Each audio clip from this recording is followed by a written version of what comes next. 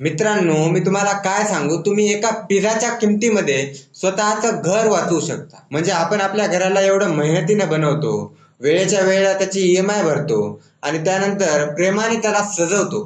परंतु अचानक जर आग लागली किंवा भूकंप आला तर एका क्षणामध्ये सगळं होत्याचं नव्हतं होऊन जातं. फायर फायटर्स तुम्हाला तर आगीतून वाचवतील हो, परंतु जे झालेल्या घराचे नुकसान आहे त्याची किंमत आहे किंवा घर रिपेअर होईपर्यंत लागणारी किंमत आहे, या सगळ्यांचं प्रेशर तुमच्यावर येईल त्याचं काय.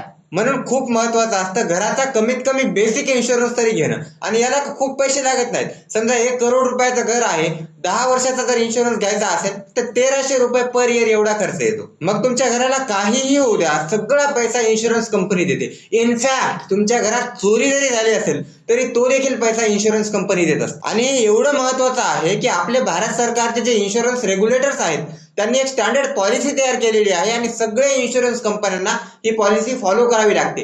पॉलिसीचं नाव आहे भारत गृह रक्षा पॉलिसी.